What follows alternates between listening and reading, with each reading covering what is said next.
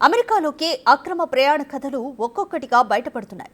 తీవ్ర ప్రమాదకర పరిస్థితులను దాటుకుంటూ వెళ్లిన భారతీయులు ఇప్పుడు ఆ కష్టాల కలలను తలుచుకుంటున్నారు. అమెరికన్ డేంజర్ డ్రీమ్స్ ఎలా ఉంటాయో చెబుతున్నారు. వీటిలో అత్యంత ప్రమాదకరమైన డెరిన్ గ్యాప్ ప్రయాణం ఎంత భయంకరంగా ఉంటుందో గుర్తు చేసుకుంటున్నారు. అక్రమంగా అమెరికాలోకి ప్రవేశిస్తూ డాంకీ రూట్లలో వారు అనుభవించిన నరకాన్ని నెమరు వేసుకుంటున్నారు. ఇంతకీ భారతదేశానికి తిరిగి వచ్చిన వారి టెస్టిమోనీస్ చెబుతుందేంటి?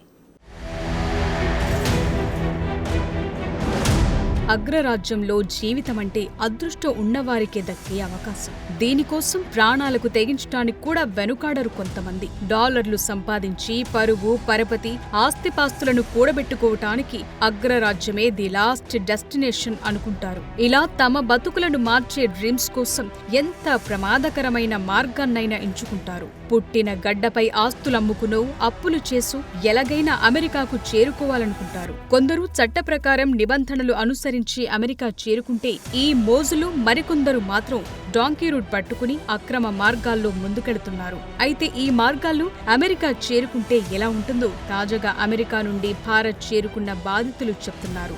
అమెరికాలోకి అక్రమ ప్రయాణంలో తరచుగా అనేక దేశాల గుండా ప్రమాదకరమైన క్రాసింగ్లుంటాయి. వాటిలో కొలంబియా, పనామాలను కలిపే విశాలమైన రోడ్డు లేని అడవి మార్గం డేరియన్ గ్యాప్ కూడా ఉంటుంది.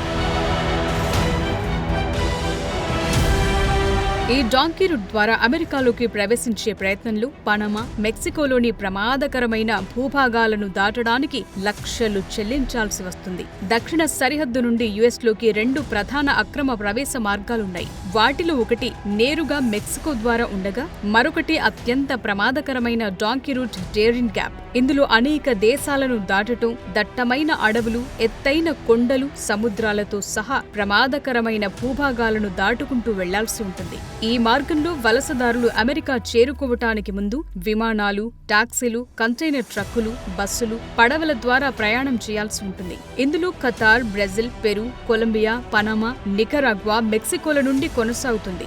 ఇది ఎంత ప్రమాదకరమైందంటే మధ్యలో ఎప్పుడైనా ప్రాణాలు పోవచ్చు. ఇలా ఇప్పటికే వేలాది మంది ప్రాణాలు కోల్పోయారు. అయితే వారి శవాలు కూడా దొరకని విధంగా ఈ మార్గం డెడ్లీ రూట్ గా పేరు పొందింది. రీసెంట్ గా భారత్ చేరుకున్న అక్రమ వలసదారుల్లో ఒకరు తన అనుభవాన్ని చెప్తూ పనామా జంగిల్లో ఒకరు చనిపోవటం, సముద్రంలో మునిగిపోవటం తాను చూశానని చెప్పారు.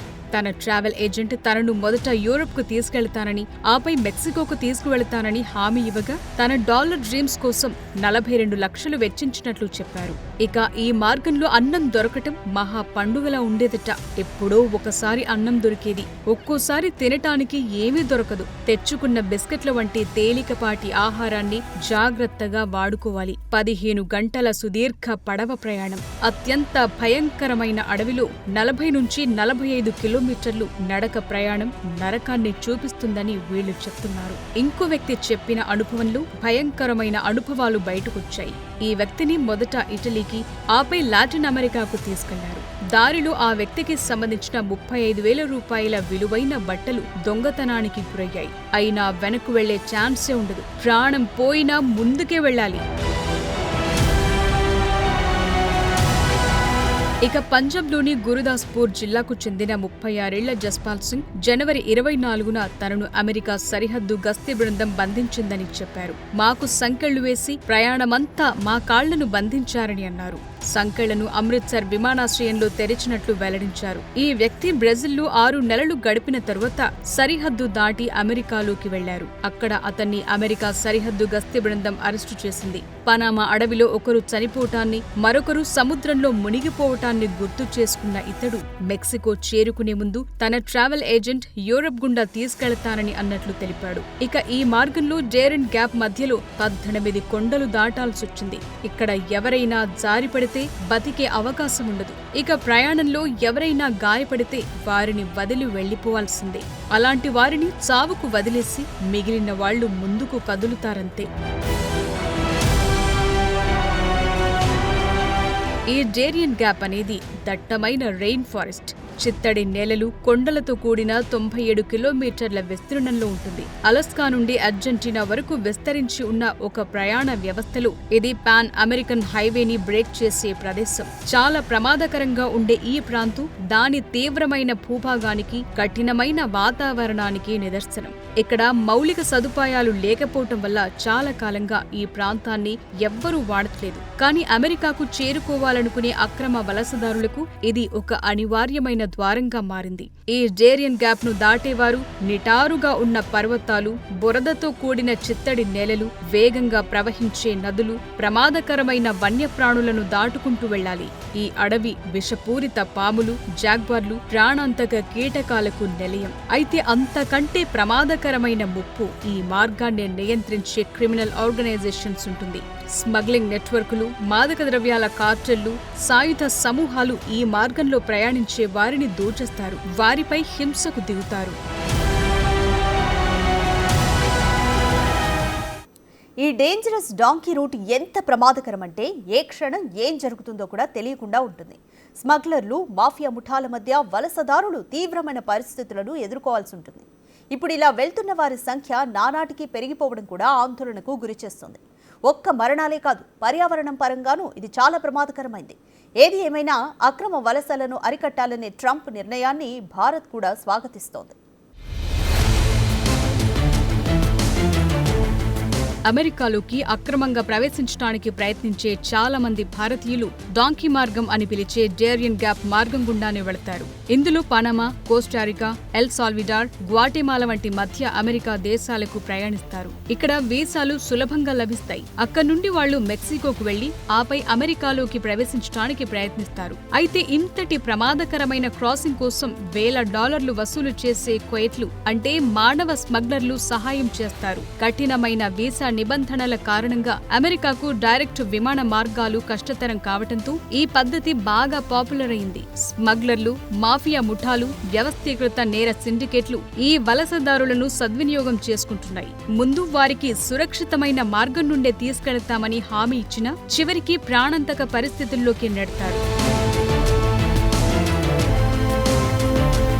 ఇటీవలి సందర్భాల్లో డేరియన్ గ్యాప్ ను దాటే వారి సంఖ్య విపరీతంగా పెరిగినట్లు లెక్కలు కూడా చెప్తున్నాయి. 2023లో 5.2 లక్షలకు పైగా వలసదారులు ఈ ప్రయాణాన్ని చేశారు. దానికి ముందు సంవత్సరం కంటే ఇది రెండింతలు ఎక్కువ. ఇక 2024 నాటికి 3 లక్షలకు పైగా ఈ మార్గాన్ని దాటారు. అయితే ఇటీవల పెరిగిన అరెస్టుల కారణంగా సంఖ్యలు కొద్దిగా తగ్గాయని మీడియా నివేదికలు చెప్తున్నాయి. అయితే దశాబ్దం క్రితం ఏటా కొన్ని వేల మంది మాత్రమే ఈ మార్గాన్ని దాటడానికి ప్రయత్నించారు. అది ఇప్పుడైతే లక్షలు దాటుతోంది. అత్యంత ప్రమాదకర వలస రహదారిగా మారినప్పటికీ డాలర్ డ్రీమ్స్ ఈ డేంజర్ ను కూడా లెక్క చేయకుండా కదులుతోంది. వెనజులా, హైతీ, ఈక్వెడార్, బంగ్లాదేశ్, పాకిస్తాన్, భారతదేశం నుండి ప్రజలు ఈ ప్రమాదకరమైన మార్గం గుండా ట్రెక్కింగ్ చేస్తున్నారు. ఈ ప్రయాణం 7 నుండి 15 రోజుల వరకు పట్టొచ్చు. ఇలా ప్రయాణించే వలసదారులు ఆహారం, నీటి కొరత, వ్యాధుల బారిన పడటమే కాకుండా నేరాలకు బలవుతున్నారు. ఇక డేరియన్ గ్యాప్ ఒక మానవతా విపత్తుగా మిగిలిపోయిందనేది నిపుణుల అభిప్రాయం. 2015-2022 నుండి 312 వలస మరణాలు, అదృశ్యాలు నమోదవగా 2021-2023 మధ్య 229 నమోదైనట్లు తెలుస్తోంది. 2023లోనే 676 మంది లైంగిక వేధింపుల బాధితులుగా మారారు. దీనికి సంబంధించి 2024 ప్రారంభంలో 233 కేసులు నమోదయ్యాయి. రద్దీగా ఉండే ఆశ్రయాల్లో ఆహారం, నీరు, వైద్య సహాయం వంటి అవసరమైన వస్తువులు లేకపోవటం వల్ల చాలా మంది వలసదారులు చిక్కుకుపోయినట్లు నివేదికలు చెప్తున్నాయి. ఇక ఈ మార్గాన్ని ఉపయోగించే వలసదారుల సంఖ్య ఎక్కువగా ఉండడంతో స్థానిక సమాజాలు, పర్యావరణంపై కూడా దీని ప్రభావం ఉంటుందని పర్యావరణ సంఘాలు వాపోతున్నాయి. ఈ మార్గంలో ఉన్న స్థానిక గ్రామాలు ప్రజలతో నిండిపోయాయి. అయితే పెళుసైన అటవీ పర్యావరణ వ్యవస్థలో అటవీ నిర్మూలనతో పాటు కాలుష్యం కూడా తీవ్రమవుతున్నట్టు తెలుస్తోంది. ప్రస్తుతం ఈ ప్రాంతం మానవ అక్రమ రవాణా, కార్టెల్ కార్యకలాపాలకు కూడా ప్రధాన కేంద్రంగా ఉంది. అత్యంత శక్తివంతమైన మాదక ద్రవ్యాల కార్టెలలో ఒకటైన కొలంబియా గల్ఫ్ క్లాన్ అక్రమ రవాణా కార్యకలాపాలను నియంత్రిస్తుంది. వీళ్లు 2023 మొదటి 10 నెలల్లోనే వలసదారుల క్రాసింగ్ల నుండి $57 మిలియన్ సంపాదించినట్టు సమాచారం. ఇప్పుడు ప్రెసిడెంట్ ట్రంప్ అమెరికా నుండి పలు దేశాలకు చెందిన వారితో పాటు భారత అక్రమ వలసదారులను కూడా వెనక్కు పంపించేస్తున్న తరుణంలో ఇకపై ఈ మార్గానికి రద్దీ తగ్గే అవకాశం ఉంది. ఇక ఇప్పటికే అమెరికా నుంచి మొదటి విడతగా భారతదేశానికి చెందిన 104 మంది అక్రమ వలసదారులు స్వదేశానికి చేరుకున్నారు. ఫిబ్రవరి 4 తెల్లవారుజామున టెక్సాస్లోని శాన్ ఆంటోనియో నుంచి బయలుదేరిన అమెరికా సైనిక విమానం C-17 పంజాబ్ అమృత్సర్లోని శ్రీ గురు రామ్దాస్ జీ అంతర్జాతీయ విమానాశ్రయంలో ఫిబ్రవరి 5 మధ్యాహ్నం 2 గంటలకు కట్టుదిట్టమైన భద్రత మధ్య దిగింది. ఈ విమానంలో వచ్చిన వారిలో గుజరాత్, హర్యానాకు చెందిన వారి అధికంగా ఉన్నట్లు తెలుస్తోంది. గుజరాత్, హర్యానాలకు చెందిన వారు 33 మంది చొప్పున ఉండగా పంజాబ్ రాష్ట్రానికి చెందిన 30 మంది, 3 మహారాష్ట్ర, 2 చండీగఢ్, ఉత్తరప్రదేశ్లకు చెందిన వారు ఉన్నట్లు సమాచారం. ఇక మొత్తం 104 మందిలో 25 మహిళలు, 12 మంది చిన్నారులు ఉండగా వీరిలో ఒకరి వయసు 4 ఏళ్లుగా తెలుస్తోంది. అలాగే వీరిలో 48 మంది 25 ఏళ్లలోపు వారి కావటం విశేషం. ఇక ఈ 104 మందిలో కొందరు అక్రమంగా అమెరికాలో ప్రవేశించిన వారు, మరికొందరు గడువు ముగిసినా అక్కడే ఉన్నవాళ్లున్నారు. ఇక అక్రమ వలసదారులను వెనక్కు పంపటాన్ని భారత్ ఇప్పటికే స్వాగతించింది. తాము ట్రంప్ చర్యలకు మద్దతిస్తున్నామని, అక్రమ వలసలు దేశ భద్రతకు ప్రమాదకరమని స్పష్టం చేసింది. అమెరికా నుంచి భారత్కు తిరిగొచ్చిన అక్రమ వలసదారులపై కేంద్ర ప్రభుత్వం సంచలన ప్రకటన చేసింది. విదేశాంగ శాఖ మంత్రి జైశంకర్ దీన్ని వెల్లడించారు. అమెరికాకు వాళ్లు అక్రమంగా ఎలా తరలి వెళ్లారు, ఏజెంట్లెవరు అనే విషయాలపై సమగ్ర దర్యాప్తు జరిపిస్తామని అన్నారు. విదేశాల్లో తమ పౌరులు చట్టవిరుద్ధంగా నివసిస్తున్నట్లు తేలితే వారిని స్వదేశానికి రప్పించుకోవాల్సిన బాధ్యత ఆయా దేశాలపైనే ఉంటుందని కూడా జైశంకర్ అన్నారు. స్వదేశానికొచ్చిన అక్రమ వలసదారులు అమెరికాకు ఎలా వెళ్లగలిగారనే విషయంపై ఆరా తీయటానికి అమెరికాతో కలిసి పనిచేస్తున్నామని, అక్కడి నుంచి సమగ్ర వివరాలను తెప్పించుకుంటున్నామని చెప్పారు. చట్టబద్ధంగా ఏ దేశానికైనా వెళ్లే హక్కు అందరికీ ఉందని, అక్రమంగా వలస వెళ్లాలనుకోవటం సరికాదని వ్యాఖ్యానించారు. ఎలాంటి డాక్యుమెంట్లు, అధికార పత్రాలు, వీసాలు లేకుండా అసలు వాళ్లు అమెరికాకు ఎలా వెళ్లారనే విషయంపై ఆరా తీయాలంటూ ఆదేశాలను జారీ చేసినట్లు జైశంకర్ తెలిపారు. ఇక అమెరికాలో మొత్తం భారతీయ అక్రమ వలసదారులు 7.25 లక్షల మంది ఉంటారని అంచనా వేస్తున్నారు. ఇప్పటి వరకు 18,000 మందిని గుర్తించిన అమెరికా యంత్రాంగం వీరిలో 17,094 మందిని వెనక్కు పంపుతున్నట్లు తెలిపింది. ఇందులో 104 మంది మాత్రమే ఇప్పుడొచ్చారు. ఇక మిగిలిన వారి అనుభవాలు ఇంకెంత దారుణంగా ఉంటాయో మరి.